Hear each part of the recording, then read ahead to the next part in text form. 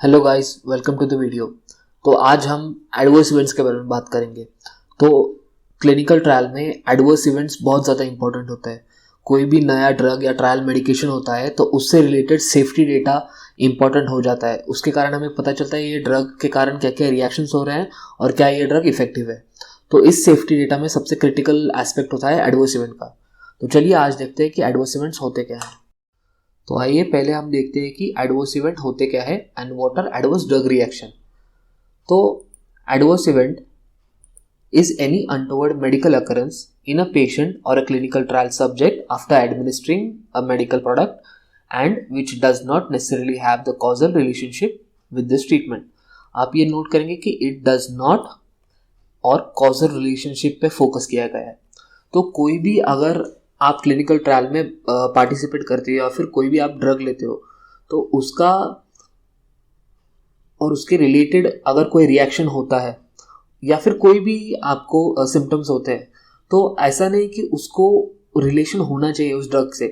अगर वो ड्रग लेने के बाद कोई भी अगर इवेंट होता है तो उसको हम एडवर्स इवेंट ही कहेंगे, क्योंकि अब तक हमको पता नहीं कि वो रिलेटेड है या अनरिलेटेड है। तो एनी इवेंट और any untoward event which happens after administering the medical product and which does not necessarily have a causal relationship। causality हमको पता ही नहीं अभी तक, तो उसको हम adverse event कहेंगे।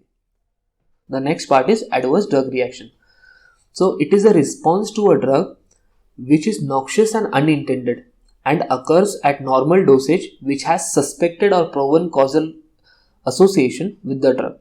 Now please pay attention here, suspected or proven causal association। Adverse drug reaction में आपको सस्पेक्ट होता है या फिर एक प्रूफ हो जाता है कि इस ड्रग की वजह से कोई रिएक्शन हुआ है, तो उसको हम एडवर्स ड्रग रिएक्शन करेंगे। सो एडवर्स इवेंट हम कहेंगे जब भी कोई भी रिएक्शन होती है वो रिलेटेड हो या अनरिलेटेड हो, दैट इज एडवर्स इवेंट। और अगर उसका आपके पास कोई भी टैंजिबल प्रूफ है या फिर कोई भी कॉजालिटी अगर आप असेस कर चुके हो तो that is a adverse drug reaction. Now you should also note that all adverse events judged by either the reporting investigator or the sponsor as having a reasonable causal relationship to a medical product qualifies as adverse reaction। मतलब अगर किसी भी investigator को जो trial कर रहा है या फिर स्पॉन्सर को लगता है कि इसका ड्रग से रिलेटेड हो सकता है, कोई भी सिम्टम्स या रिएक्शन का ड्रग से रिलेशन हो सकता है, that is a reasonable causal relationship, तो उसको भी हम एडवर्स रिएक्शन मानेंगे, एडवर्स इवेंट नहीं मानेंगे। So that is that. तो अभी हम देखते हैं कि what are the example of adverse event. So adverse event, जब आप किसी को कहते हो कि एडवर्स इवेंट हो गया तो उसके क्राइटेरियाज होते हैं। तो क्या क्या एडवर्स इवेंट को क्वालिफाई करता है। सो इफ यू सी कि एनी अनफेवरेबल और अनइंटेंडेड साइन और सिम्टम्स और disease can be terms as adverse event. अगर आपको कोई आपने मेडिकेशन लिया है फिर स्किन पे रैश आता है या फिर कोई अलग रिएक्शन होती है तो उसको हम एडवर्स इवेंट कह सकते हैं। Next is worsening of pre existing illness. अगर आपको कोई डिजीज है और उसकी सीवियरिटी बढ़ गई है, वो ज़्यादा हो गया है, तो उसको भी हम एडवर्स इवेंट कह सकते हैं। Next is clinically relevant change in lab values. अगर आप कोई मेडिकेशन लेने के बाद अगर आपके लैब वैल्यूज में नॉर्मल से ज़्यादा सिग्निफिकेंट चेंज आता है तो उसको भी हम एडवर्स इवेंट कहेंगे। Next is the suspected drug reaction. जैसा कि मैंने पहले भी बताया कि अगर सस्पेक्टेड ड्रग रिएक्शन होता है तो वो भी एक एडवर्स इवेंट होता है। Next is study procedure and related injury. अगर स्टडी प्रोसीजर के रिलेशन में आपको कोई इंजरी हो जाती है या फिर कोई भी रिएक्शन हो जाता है तो उसको भी हम एडवर्स इवेंट कहेंगे। और एक्सीडेंटल इंजरी भी एडवर्स इवेंट होता है। नाउ प्लीज नोट हियर कि all adverse event occurring during the study should be captured.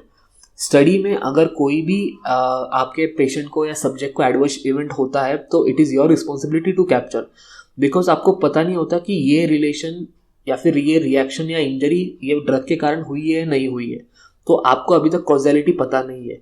सो उसके लिए आप किसी भी एडवर्स इवेंट को रूल आउट मत कीजिए and note each and every adverse event, that will play a major role in safety data. Safety data में ये एडवर्स इवेंट बहुत ही इंपॉर्टेंट हो जाते हैं।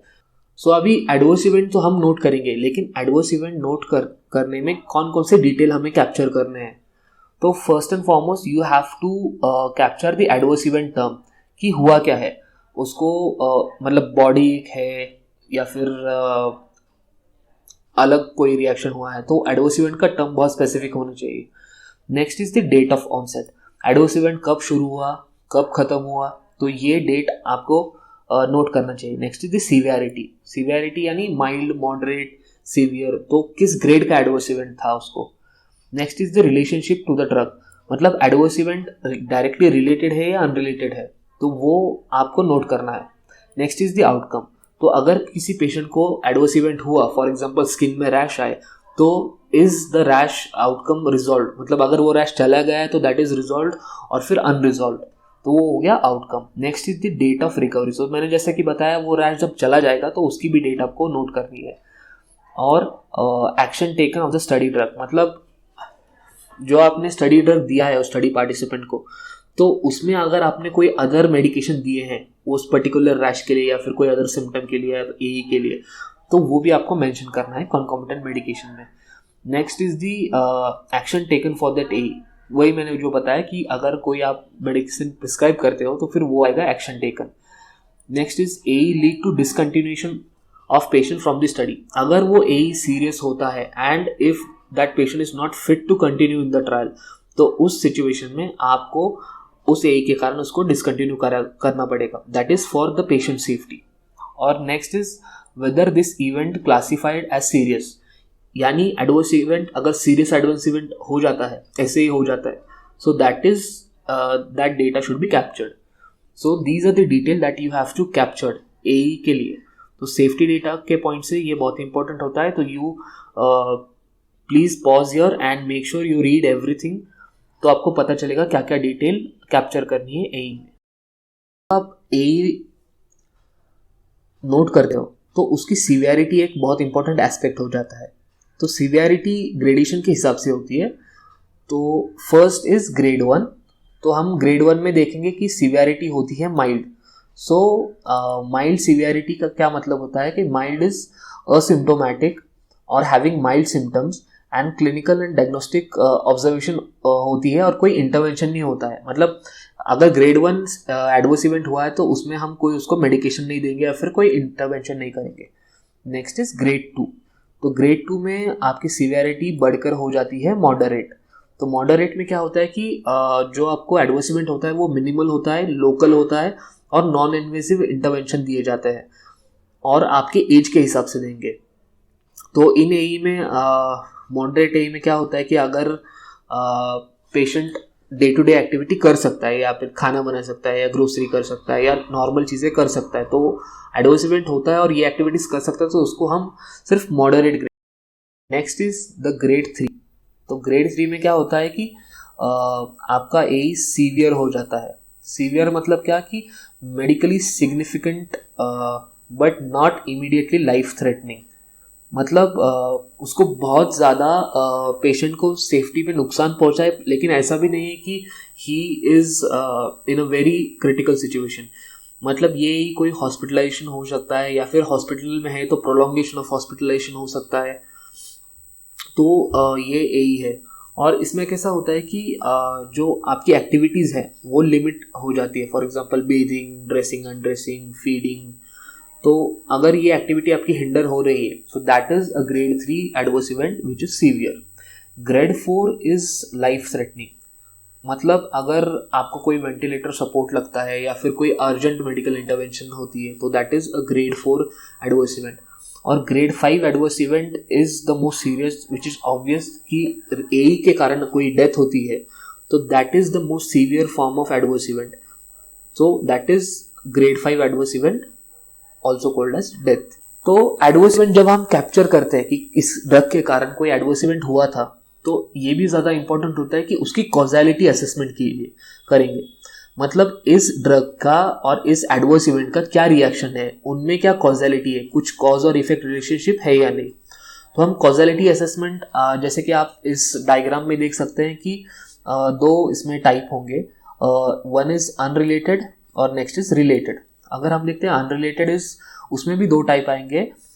Not related. तो नॉट रिलेटेड में क्या होगा कि adverse event definitely cause subjects clinical state and other condition.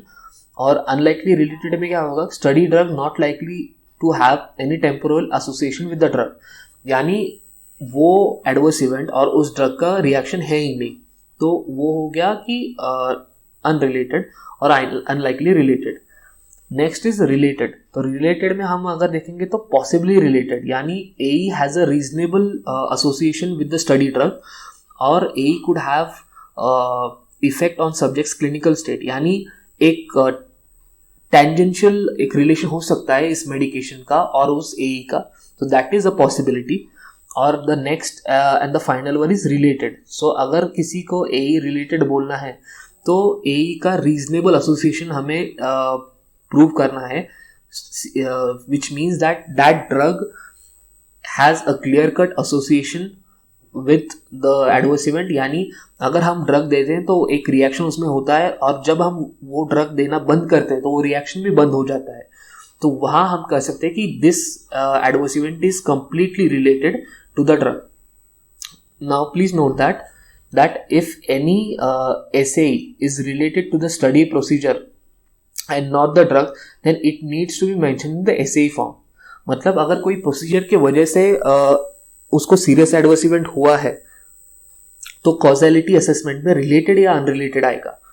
तो अगर किसी पेशेंट अगर वो बाइक पे से गिर के उसका हाथ टूटता है तो that is a serious adverse event, क्योंकि उस पेशेंट को अभी हॉस्पिटलाइज करना पड़ेगा, लेकिन उसको क्या ड्रग के कारण हुआ है। जब आप कॉजेलिटी असेसमेंट करोगे तो फिर you can say that this SAE is not related. और इफ वो ड्रग के कारण कोई नौशिया हुआ या फिर कोई उसको चक्कर आया था और उसके कारण वो गिर के उसका हाथ फ्रैक्चर हुआ, फिर वो रिलेटेड बन जाएगा। तो causality assessment is very important. और जब सीरियस एडवर्स इवेंट का आप रिपोर्टिंग करते हो, so there you have to mention causality assessment as related or unrelated. So please pause this diagram and read carefully. So finally, outcome जो adverse event का होता है तो उसकी भी कैटेगरी होती है। तो हम देखेंगे कि क्या क्या कैटेगरीज होती है। तो फर्स्ट एंड फॉरमोस्ट होता है रिकवर्ड, यानी कोई एडवर्स इवेंट हो गया और वो पेशेंट उससे रिकवर हो गया तो उसको हम कहेंगे recovered. Next is resolved with sequelae, यानी कोई एडवर्स इवेंट हुआ और उसको हमने मेडिकेशन दिया और वो एडवर्स इवेंट रिजॉल्व हो गया, so that is recovered with sequelae. Next is recovering और रिजॉल्विंग, मतलब अभी हमको पता नहीं कि एडवर्स इवेंट खत्म हुआ है, एडवर्स इवेंट कंटिन्यू में है तो उसको कहेंगे हम resolving. Next is not recovered, यानी एडवर्स इवेंट हुआ है और पेशेंट की हालत वैसी ही है तो उसको कहेंगे हम not recovered. Next is fatal. Fatal मतलब एडवर्स इवेंट हुआ और उसको कोई सीरियस हिंड्रेंस हुआ है या फिर कोई सीरियस रिएक्शन हुई, that is fatal and which can also be related to the death. And finally is unknown, तो कोई AE हो सकता है and you might not know the relation of that adverse event, so that is unknown. तो guys this is the end of this video. I hope आपको adverse event के बारे में पता चला होगा और यहाँ तक आ गए तो please make sure that you like, share and subscribe this video. And for more such interesting content, please stay tuned and check out the other videos. Thank you.